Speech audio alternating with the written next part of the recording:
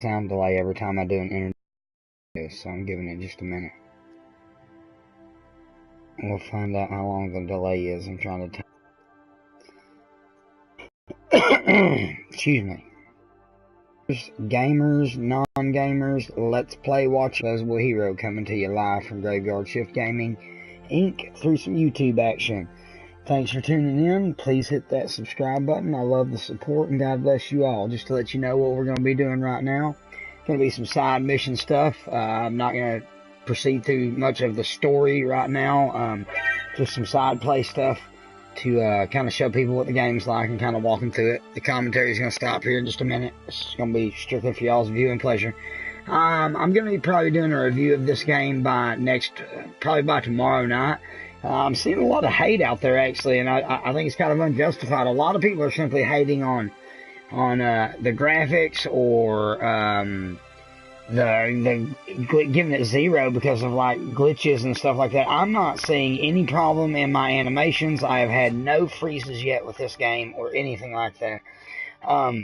Maybe I saw a little bit of clipping once or twice, but that's been about it. But it is fair to say I'm playing on a 4K PlayStation 4 Pro, and that's what this is designed for. So those that are playing on, PS4s, they may be experiencing that because, this is, I hate to say it, but this game, all future games coming out are going to be, if you look on the back of that case and it says PS4 Pro friendly, that means it's been optimized for the PS4 Pro. So I think the game's getting some ungarnered hate. I think a lot of them are critics because they didn't like the way Mass Effect 3 ended at first before the extended cut, and some of them are rightly justified. So far, my experience playing this game has been very good. I expect it's going to definitely get a good review. I don't know what score I'm going to give it yet. I'll give more information about what I would have liked to have seen in the review that'll be upcoming, so be on the lookout for it. Now, for new Mass Effect players, this is going to be great.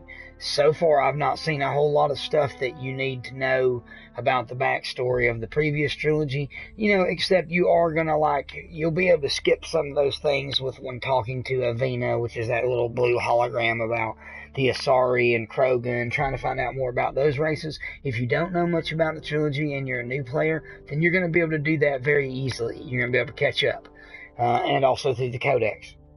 I also like that they've added a story so far section to the Codex. Now, the advantage to playing the previous ones are you're going to know whether your shepherd was a male or a female. You can put that into the game, so I'm sure that's going to have some sort of bearing on it.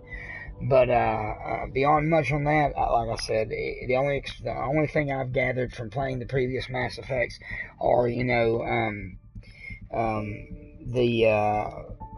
the knowledge of the races and things like that, like when they talk about First Contact War and stuff like that, which is the first time the humans ran into the Taurians. Anyways, I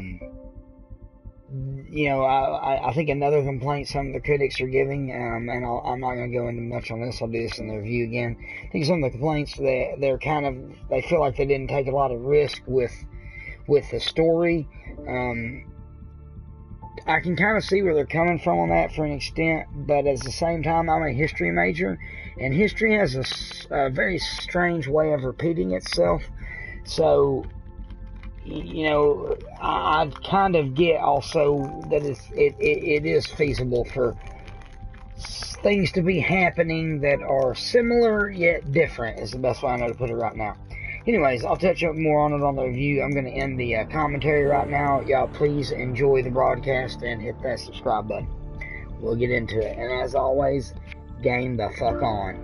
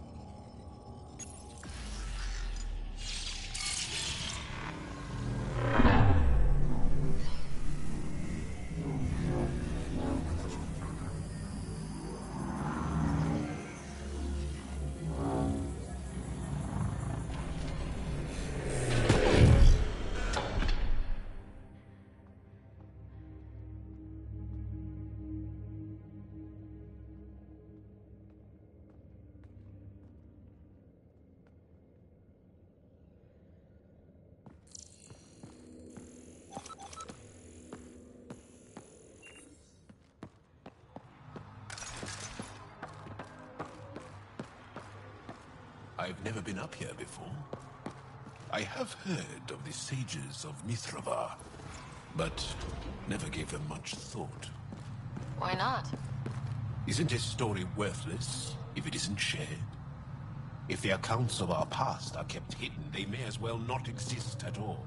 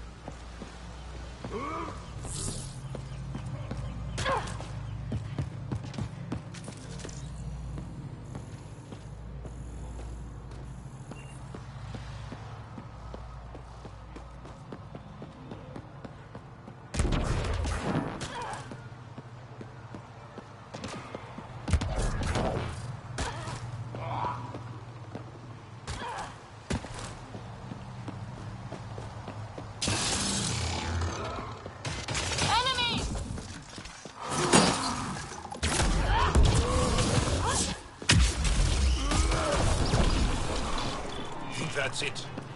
Good work.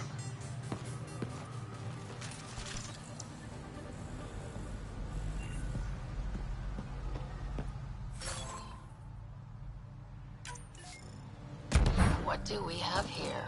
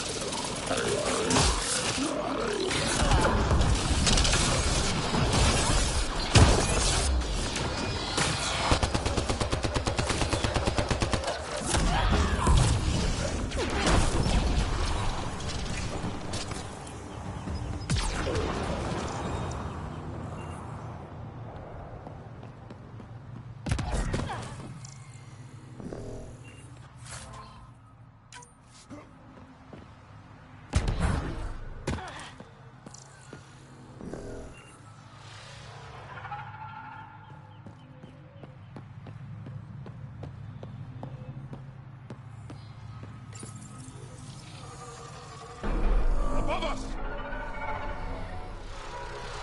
Whoa!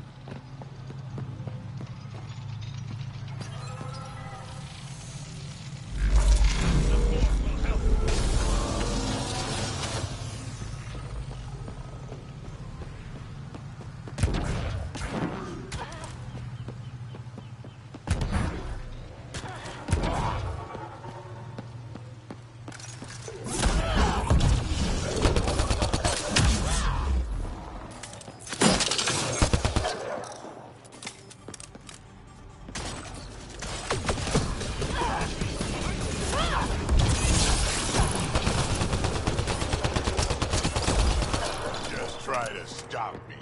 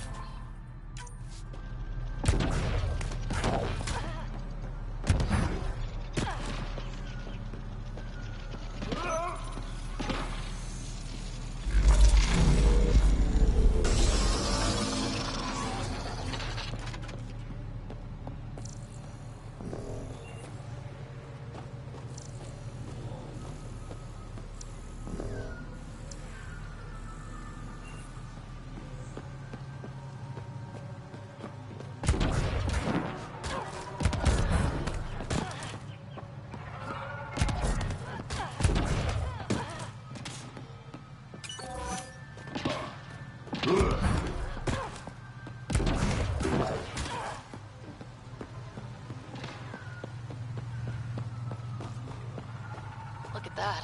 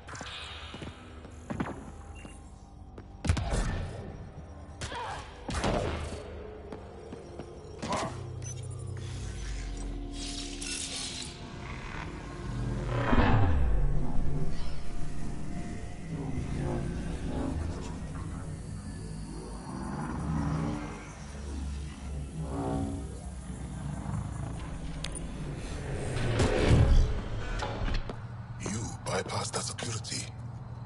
How is that possible? An alien? I am Ryder, Pathfinder with the Andromeda Initiative, from the Milky Way galaxy. That does not explain how or why you are able to operate the remnant doors. It doesn't matter. You must leave. We do not entertain guests here. Havarl's in decline. If you tell me about the lost monolith, I can help fix it. Reset the vault. With Ryder's help, our birthplace restored. Isn't that worth something? It's lost. The memories of its location haven't been reclaimed. On Mithrava, we have accepted Haval's eventual ruin. You're just giving up on your planet? Isn't this your birthplace? Don't you want to save it? A chasm separates want from can. What you ask, no one can give. The memory of the monolith resides within a thread that has slipped from our grasp. I'm not sure I follow. We believe in reincarnation, an unbroken thread. There was one, long ago, who had knowledge of the third monolith. Zorai, a champion of the Angara from before the Scourge. Zorai's soul has returned and could be made to remember what it knew. But we have no contact with it. Okay, let me get this straight. Someone could remember the monolith from a past life? Souls retain within families. An object, heirloom, tied closely to that bloodline could cause memories to resurface. But it's not guaranteed. It has been known to happen on rare occasions in the past, with other souls. The only known heirloom of Zorai's family rests in an area with active remnant. No one has survived the journey. But perhaps you.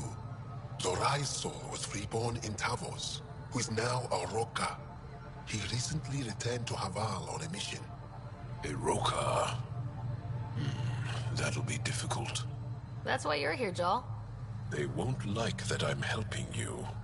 This may be a dead end, but we have to try. I will send you the relevant coordinates. We considered Haval a lost cause. But perhaps now, there is hope.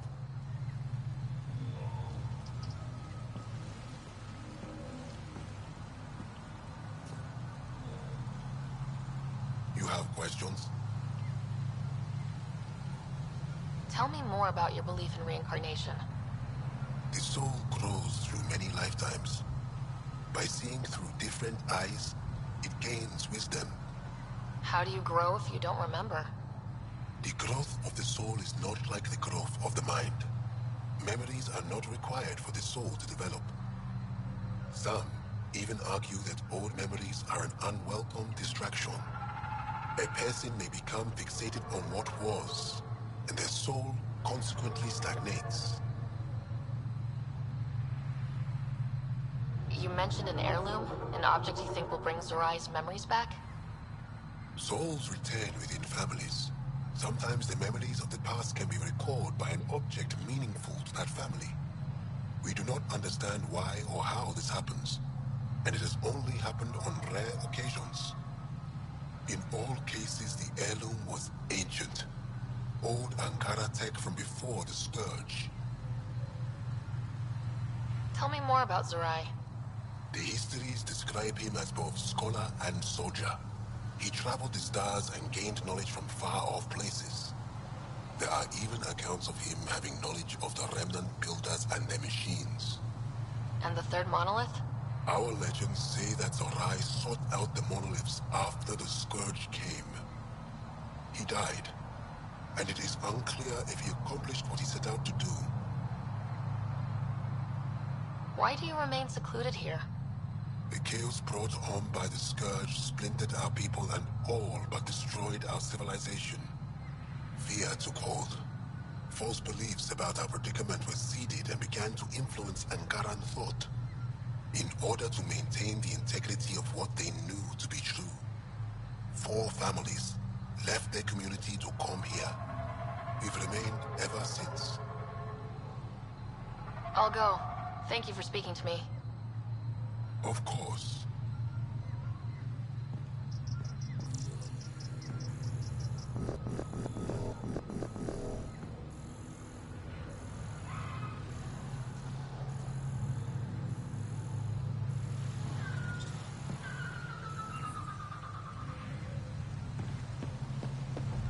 Automated protocols activated. Deploying forward station.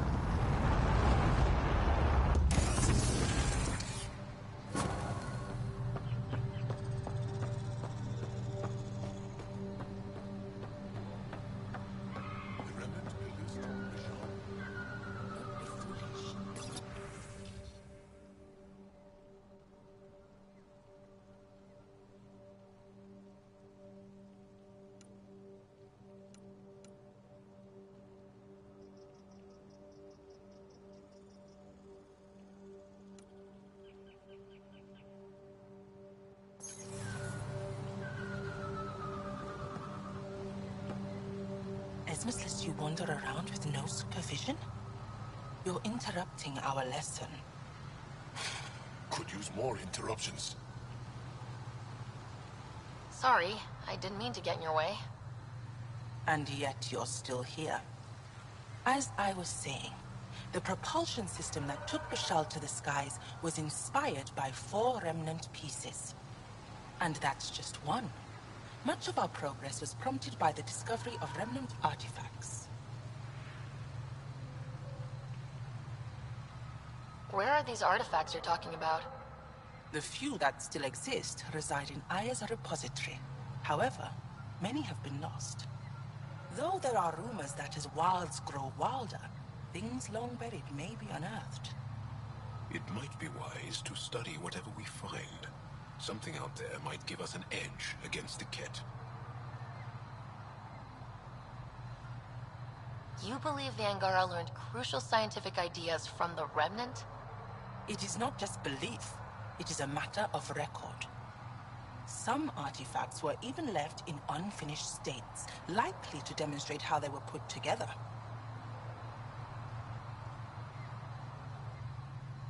I think I'll leave you to your lesson. About time.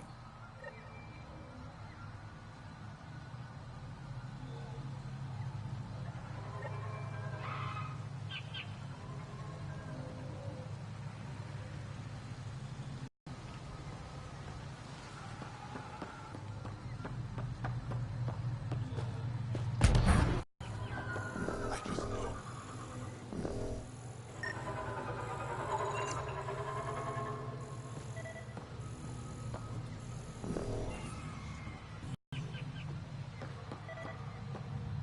As death nears, it's harder to face the I possible. can help. If they've been to Palev, maybe they've seen something.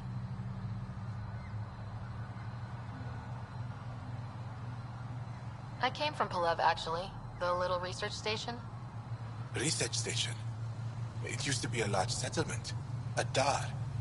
Amara moved them when she left Mithrava. Palev was overtaken by the jungle, remember? A few cycles ago. Everyone left. Oh, yes. I remember now. But that means Amara's gone. There might still be a way to track her down. All Dara keep records, don't they? If there was an organized evacuation, they would have documented the process. And the records would state where she went. Pala, that's genius. Where would they keep those records? Likely some kind of administrative building. If it still stands, and the machines still work, it's a slim hope.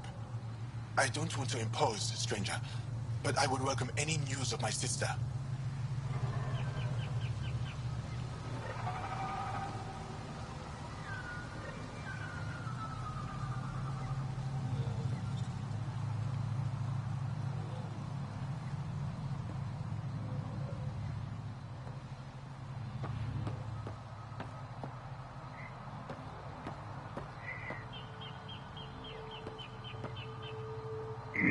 Well, I don't know if y'all can hear me or not, but I'm jumping off here now. My shitty DSL internet, I hate DSL, will not let me broadcast right now, so you can't see anything. So I will start up another broadcast either here in just a few with a little bit lower settings, or I will definitely be doing it tomorrow as I am off. So please tune in, and as always, God bless. Thank you very much. We'll catch y'all on the flip side. Y'all have a good one.